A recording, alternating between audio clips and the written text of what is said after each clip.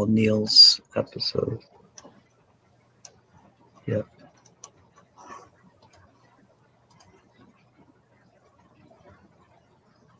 Graham? Oh, my apologies. I was off on another screen. Welcome, Talking Fight fans around the world. Welcome to another episode of The Scoop with champ Bola Ray. And we've been doing an excellent series on the post-Ali era, featuring the Fab Four and their rivalries, the great fights, the great fighters that dominated that particular era in time in boxing, and what an era it was. And you've been doing a great job of analysis of the fights and the fighters themselves. What do you got for us tonight, champ? What do you got? Well, tonight I'm actually going to be talking about two fights. But the first one was a collision course that was 3 years in the making. These fighters were nothing shy of iconic and has stood the test of time as arguably the greatest first round in a boxing fight, and the greatest 3 round of boxing. No idea why the second round didn't catch as much notoriety, but oh well. But the first fight that I'll be discussing was seen as the impossible happening and cementing the other fighter in the history books as the greatest right hand of all time. My name is Bola Ray, and this is The Scoop. After a narrow, unanimous loss to Marvin Hagler for his WBC middleweight crown, Duran went back to super welterweight division and was met with a great deal of momentum and adulation. The performance against Hagler cemented, well, more so that the fact that Hagler was such a juggernaut, an absolute juggernaut, restored the public's faith in Duran, that the man that terrorized the lightweight division was back. He had a mandatory challenger against one Mike McCallum, but he didn't want to fight. He wanted to fight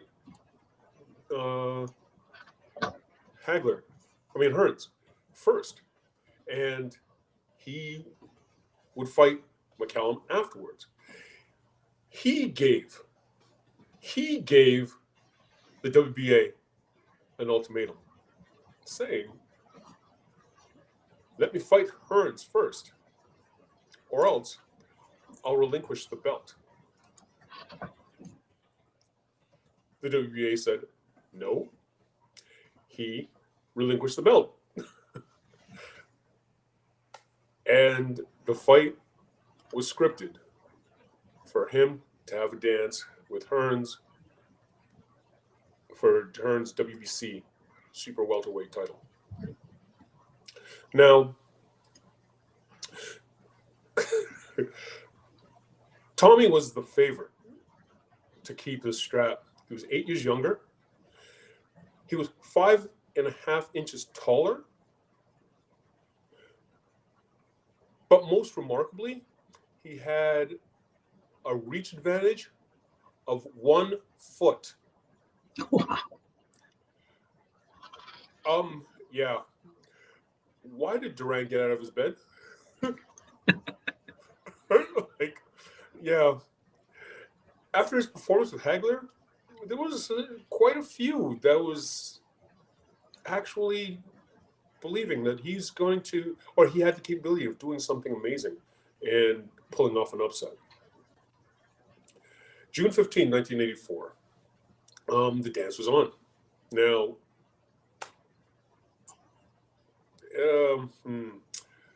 even more so before that,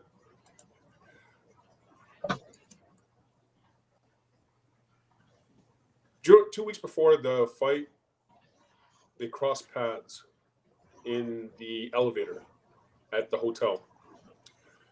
At which point in time, in typical Duran fashion, he tells Hearns, I am going to kill you. And in typical Hearns fashion, laid back, just simply says, no mass. He drew Fleur's blood. Now, when the fight actually began, the first round saw Tommy handling Duran rather easily, making him look simple, hiding behind the jab. Duran did not have an answer for that. Again, reach advantage, 1 foot. He didn't have an answer. He found a great deal of difficulty trying to get in on the body. He then went around 1 minute into the fight. Tommy catches Duran with a left hook counter as Duran is attempting desperately to attack Tommy's body. This opened up a cut over Duran's eye. A pretty bad one, actually. Now, with 30 seconds left in the fight, in the first round, Duran then Tommy hits Duran with a clean monster right hand, and down goes Duran. He makes the cut. He makes the count, and Tommy jumps on top of him, opens up flurry, catches him with an uppercut. Down goes Duran a second time. On Queer Street, but makes the count, and then the bell goes, ending the first round. Duran's second had to come into the ring and assist him into the corner. He had no idea where he was.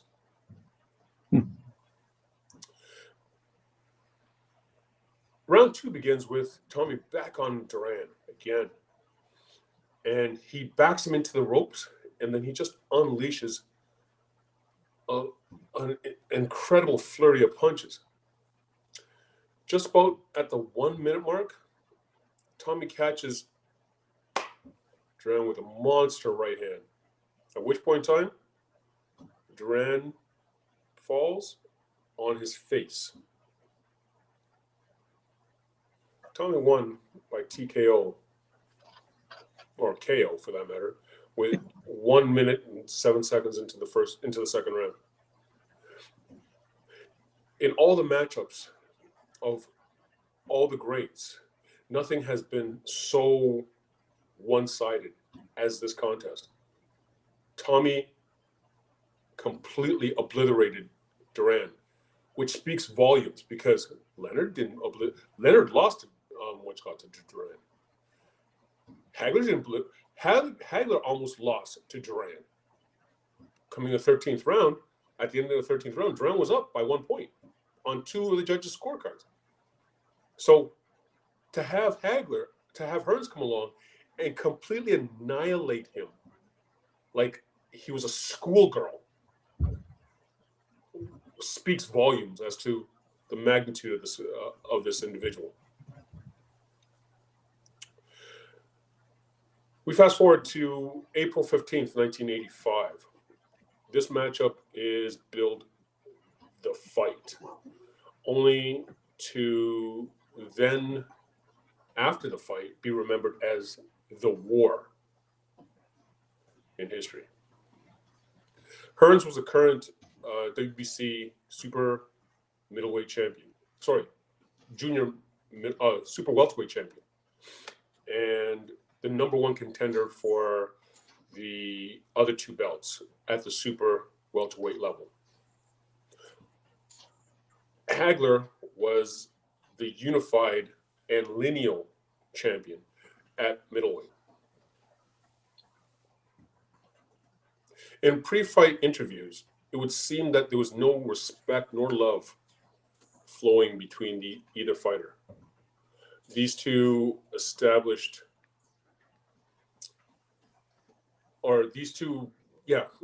this narrative. Like, they just did not like each other. It was mean mugging, it was posturing, it was a whole gambit. But couple that with their incredible resume, Hagler at the time having defeated 10 guys, 10 opponents, 9 of them by knockout by this point in time, in defense of his WBC middleweight title, and Hearns completely destroying the legend Duran in 2 rounds. This was a media frenzy. Everybody was going to be glued to see this fight. It was beyond ridiculous. Now, round 1 begins in nothing short of a flurry. It did not disappoint. Hearns usually starts off slowly, attempting to establish his jab and set the narrative of, well, he wants to box. He's gonna box you on his terms. You don't get the right to rush in and dictate the fight.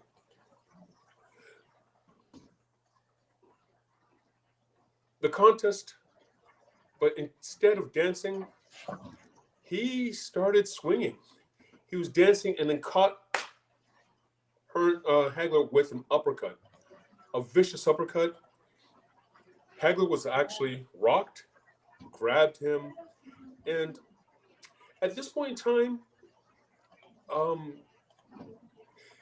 Hearns could have attempted to establish his jab again and just play nice and move on, but no. It went back to Slugfest 1985. It was just non-stop action. Now, during one of the exchanges, Hagler had got cut in his forehead. When the first round ended, Hearns walked back to his corner and told the legendary trainer, Emmanuel Stewart, that he had broken his hand in the first round. The fight must go on. What can you do? Ring Magazine ranked this as the greatest opening round in history. Just to give you an idea as to how action-packed it actually was. Now, round 2, the pace is significantly less, but it's still impressive. Just 1 round in. Hearns was attempting to jab and dance, but stumbled quite a few times. He even Ray Leonard saw this from ringside as he was doing color commentary, and noted that Hearns needs to get his legs underneath him. He was tired. He exhausted. He took a beating, and he exhausted himself. Even though 2 of the 3 judges gave him that first round. Hagler didn't care. He went back after him. He ran after him, and he's banging him all over the place. And it was a war again. Gets him up against the ropes, and he is pounding him, almost Tommy falling through the ropes. Now, Hearns is in trouble. Nowhere to hide, nowhere to do much. He's in trouble. So now, going into the third round opens up, and once again, Hearns is attempting to establish a jab, keep that long range, try to slow this madman down, keep that jab in his face. And then about a minute in, he reopens that cut that he inflicted upon Marvin in the first round, and it's gushing bad.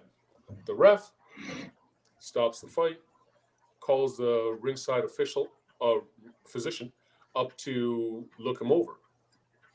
Now, Hagler gets the green light, but he knows that this fight can be stopped at any time if he gets peppered with that in that cut, and it opens up and it bleeds even more profusely. Therefore, he has to go to work. He has to get Tommy out of there, because he will lose his fight, and he turned into a raging bull. After one sidestep, he caught Tommy high on the head with a right hand, which sent Tommy sailing into the ropes. As Tommy was sort of dancing over to the ropes, he was smiling, somewhat attempting to say, "I'm not hurt," but clearly he was. And Hagler was in mad pursuit, jumped on him and crushed him. Caught him with a monster left hook, which then resulted in Tommy crumbling like a house of cards onto the canvas. Hagler wins the war in nothing shy of spectacular fashion. This cemented Hagler as the beast. If all his other accolades hadn't, this cemented him as the beast of the decade, of the division, one of the greatest of all time. Now, like I said prior to them entering the ring, it was widely accepted that the hatred for each other was second to none. Only to have Hearns tell his team not to make mention of him breaking his right hand because he did not want to take any thunder away from Hagler's win.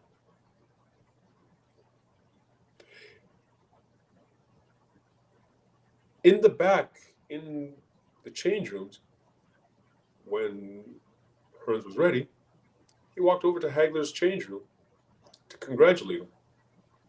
Nothing nice had been said between these two guys for months. And he walks in, olive branch, congratulatory, great fight. And it was finished with them embracing. Now,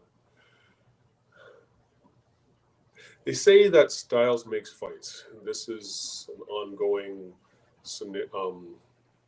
quote, per se. These three combatants are living proof that this, and you can add a few fighters into the mix. When it came to the 80s and these iconic fights. Because just because one person beat another doesn't mean that another person is going to beat you. Duran beat Leonard. Leonard goes on to fight Tommy. That's tomorrow's session. I won't speak about it. But Duran almost beats Hagler in a close fight.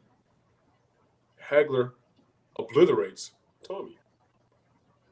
But Tommy knocked out Duran. There's no rhyme or reason to it. It's all about styles. It's all about what you bring to the table that day. What would have happened if Duran hadn't broken his hand in the end of the 13th round with Hagler? Would history be different? Who knows? I'm really excited to see exactly, or more, not so much excited as much as grateful that I was actually around to witness these fights in the time that I did. It showed a lot, and not only that, surprisingly enough, not enough coaches actually looked at these fights for the historic, like the tactical advances that they offered to the sport. But like I've said so many times, I want to thank you guys for the contribution to boxing history. And I salute you. With that, that's the episode. if you like this episode, please smash the like button.